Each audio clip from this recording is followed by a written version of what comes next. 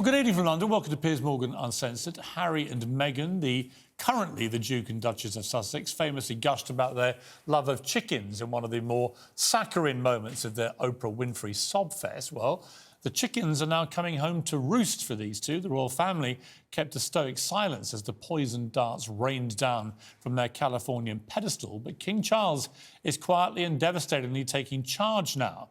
We now know that he booted the couple out of their palatial Frogmore cottage just 24 hours after Harry's book Spare, or Spare Me as I call it, was published. We also now know that Harry and Meghan's popularity is cratered on both sides of the Atlantic, with polls showing even Prince Andrew is now more popular than they are in America, as well as now being offered the keys to their house. And we also now know that in America, where they've strained every sinew to become much-loved celebrities, they're actually viewed like this. So let me start with you, Sam. You've lived a life with the royal family, you've had everything handed to you, but you say your life has been hard, and now you've written all about it in your new book, Wah. Yes, that's right, friend. You see, my wife and I are totally like, you should write a book because your family's like stupid, and then so are like journalists. There's now a clear divide in the royal family, the workers and the shirkers, the heavy lifters and the grifters. The Prince and Princess of Wales saluted Welsh Guards yesterday at St David's Day Parade. Camilla, the Queen Consort, recovering from a recent bout of COVID, was promoting children's literature. King Charles is preparing to make state visits to Germany and France in his first royal tour as monarch. Meghan Markle, meanwhile, made a state visit to a coffee shop which sells superfood lattes inspired by holistic ingredients from around the world. And Prince Harry had another outing on US late-night television, the leftovers of a previous interview taped on his self-pity tour. Harry, what is the best sandwich? I would say a cheese and ham toastie with Dijon mustard on top. And a toasty means grilled? Is that what that means? Yeah. OK, there you go. Unbelievable. That guy's sixth in line to the throne. On Saturday, he's at it again, flogging tickets to a digital seminar on family trauma, his trauma, from his $13 million Californian mansion. You have to pay $33, by the way, to tune in online to see him banging on about his trauma again and what a victim he is and how it's all so beastly and unfair that he's making hundreds of millions fleecing his royal titles without doing any royal duty for it. But that's his level now, isn't it, for Harry? A gossiping gutter snipe, selling out his family to the highest bidders, a wannabe reality star. But that star is fading fast. Harry and Meghan think they can carry on having their royal cake and eating it, using those royal titles, like I say, while abusing the institution that afforded them those titles. And as usual, I'm afraid, they're wrong. And King Charles is right to draw the curtain on this ludicrous soap opera. On May the 6th, the King has his coronation. It will be one of the most important moments in modern British history. And the very last thing we need or want are the Duke and Duchess of Sussex, current titles, rocking up with their camera crews to distract attention and get more material for their next act of money-grabbing betrayal. Next week, 2,000 invitations will be sent out. In my view, it's time for Charles to be firm and make sure they're not on that list. Well, joining me now is the Sun royal editor, Matt Wilkinson, political journalist, Ava Santina, plus author and columnist, Maureen Callahan. Well, welcome to all of you. Let me start with you, Matt. Great scoop.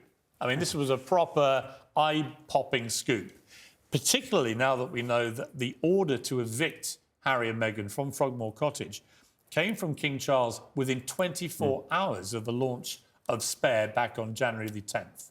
Yeah, no, it's astonishing. I mean, Charles, I see it as he's acted very quickly, very decisively. Particularly, it was so close till after Spare, and he's seen the family's traumas, the family splits, everything that's happened with Meghan and Harry and Andrew that kind of poisoned the last 3 or 4 years of the Queen's reign, sadly. And you could say that Charles has finally, by kicking them out of Frogmore, he's kind of finally delivered Megxit. Now, I don't suppose you'll lose much sleep over Meghan Markle disappearing out of Frogmore Cottage. He probably will lose some sleep over this action in relation to his son, because he's his son.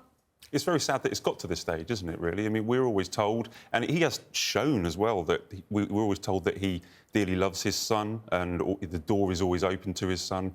When Harry came over recently, they came over, Meghan and they came over and they met at Clarence House. And I think it's an intense disappointment and sadness for Charles that it has actually got to this stage, yes. Let's bring in Maureen Callahan from across the pond over in East Hampton. Maureen, thank you for joining us.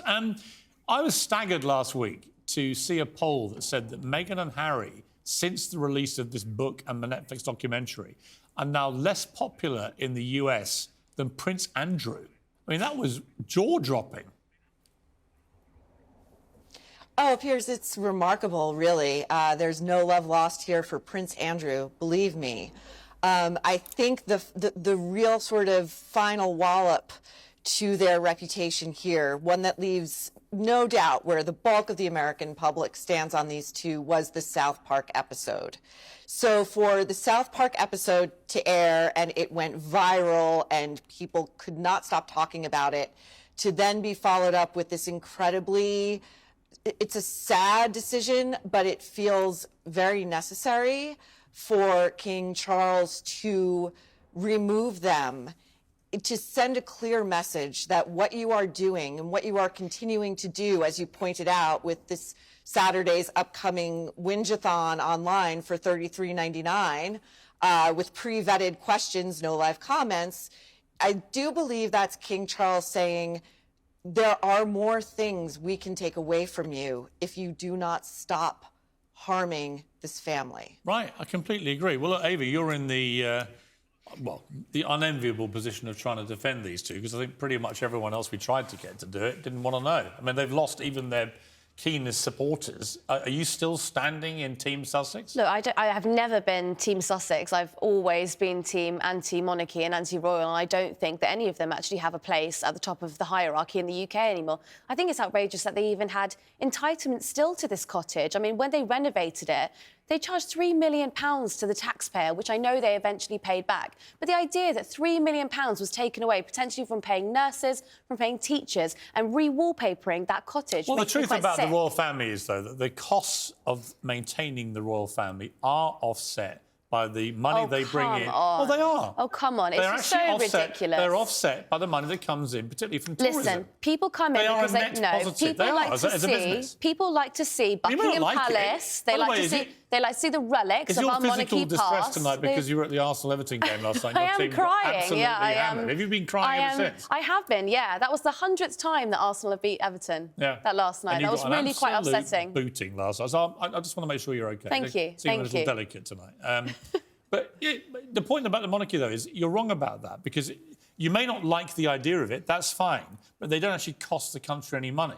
They're a net positive. They cost the country a fortune, and Prince They Charles don't. has a lot of That's his own not money. true. Prince Charles has a lot of his own money, actually enough to Ava, it's sustain not true. himself. It's He not does true. not need to be taking money off the taxpayers Ava, to live his life. You can keep telling me they cost a lot of money. They don't. OK, They are could a you tell net me how they positive. don't? Tourism is... But they would come without them. Matt? They would come to see the castles. But it's also the incredible good work that they do, not for their own benefit, but for the benefit of the country. They don't have to go out and work for do all this wonderful work for charities. They don't have to go out and raise I lots would of do it. profile for charities. You would do it? They're I not doing would it for do their it. own personal I would gain. go- They're doing it because they're members You of the royal can't even family go and to a the crown. football match without getting upset. Look at I the would stadium happily here. read a book today like Camilla did and then get to live in a palace off the back of that. I'd It's love a lot to do harder it. job than that, I can Camilla's tell been you. to prisons and read books. I'll do that. Also, prisoners every who can't tiny read. spit and cough of your private life would Do be you know what? spattered across the papers. Would you be comfortable with Fine, fine. It's so boring that? Well, I anyway. wonder, given I failed to even rally a tiny slither of support from you for the Sussexes, that's all, obviously the woke crowd have all abandoned them.